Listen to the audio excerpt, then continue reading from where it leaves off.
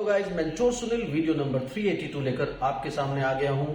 आज बात करने वाले हैं रिसेप्टिव और एक्सप्रेसिव लैंग्वेज पर। रिसेप्टिव और एक्सप्रेसिव लैंग्वेज के बारे में बहुत सारे प्रोफेशनल्स आपके सामने ये टर्म्स यूज करते हैं, आपको मतलब नहीं पता होता, आप परेशान हो जाते हैं कि यार इतना भारी भरकम डिसऑर्डर हमारे बच्चे को हो गया, तो बहुत सारी स्ट्रेस आ जाती है।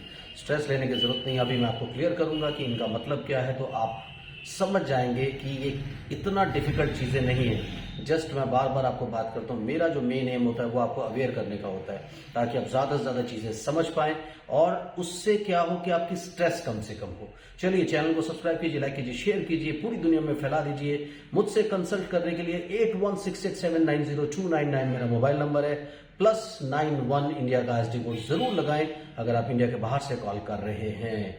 चलिए बात करते हैं व्हाट इज रिसेप्टिव लैंग्वेज। आपके बच्चे की जो एबिलिटी टू अंडरस्टैंड होती है, यानी वो बात को कितना समझता है, क्योंकि जब आप समझ करके चीजों को एग्जीक्यूट करते हैं तब आप ज्यादा अच्छे से किसी भी चीज को रिप्रेजेंट कर सकते हैं या एक्सप्रेस कर सकते हैं। यानी अंडरस्टैंडिंग डेवलप होना या रिसेप्टिव लैंग्वेज डेवलप होना वो सबसे ज्यादा इंपॉर्टेंट है। रिसेप्टिव लैंग्वेज डेवलप होने के लिए आपकी 5 सेंसेस आपको इन्फॉर्मेशन देती हैं। जैसे मैंने पिछले वीडियो में बात किया था सेंसरी इंटीग्रेशन के बारे में, उसको जरूर देख लीजिए। जब 5 सेंसेस बच्चे को काफी सारा इन्फॉर्मेशन देती हैं तब लर्निंग होता है। लर्निंग होने के बाद चीजें आपकी मेमोरी में स्टोर होती हैं और बच्चा चीजों को अंडरस्टैंड करना शुरू करता है। आप अक्सर बात करते हैं कि बच्चे की अंडरस्टैंडिंग नहीं है, दैट मीन्स बच्चे के रिसेप्टिव लैंग्वेज फॉर्मेशन सही नहीं है। सो रिसेप्टिव लैंग्वेज में लिसनिंग और रीडिंग के जो स्किल्स हैं वो आते हैं ज्यादातर। यानी जब आप कुछ सुन रहे हैं तो आप उसको कितना समझ रहे हैं। कई बार बच्चे सिर्फ सुनते हैं, वो समझते नहीं। मैं हियरिंग स्किल की बात नहीं कर रहा हूं, मैं लिसनिंग स्किल की बात कर रहा हूं। हमेशा जब क्लास में बच्चे अटेंड नहीं करते तो टीचर कहता लिसन टू मी, यानी अपनी पूरी सेंसेस के साथ आप मुझे सुने।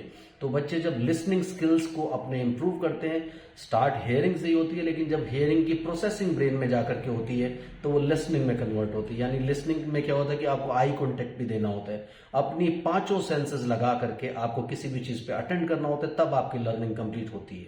तो जब आप रीडिंग कर रहे हैं, अब मैं ऐसे बैठ करके रीडिंग कर रहा हूं, मुझे रीड करने के साथ साथ उसका मतलब भी समझ में आ रहा है। वो क्यों समझ में आ रहा है? क्योंकि मैंने अपनी 5 सेंसेस यूज करके उसको अंडरस्टैंड करने की कोशिश की है। सो ये अंडरस्टैंडिंग जो होती है आपकी लैंग्वेज में, उसे रिसेप्टिव लैंग्वेज कहते हैं। यानी बच्चे की अंडरस्टैंडिंग जब डेवलप होती है दैट मीन्स उसकी रिसेप्टिव लैंग्वेज बन गई है और वो बात को सुन के समझ के जवाब देता है। जैसे वो स्कूल में जाता है, स्कूल में कई सारी चीजें उसको देखने को सुनने को मिलती हैं, लेकिन वो घर आकर के कई बच्चे देखूंगे वो एक्सप्लेन ही नहीं करते हैं, क्योंकि उनको पता नहीं, वो सिर्फ देख के आ जाते हैं वहां से, वो उसको प्रोसेस नहीं करते, इसलिए उस चीज को परसीव नहीं करते और उनकी रिसेप्शन नहीं बनती, उनकी अंडरस्टैंडिंग नहीं बनती।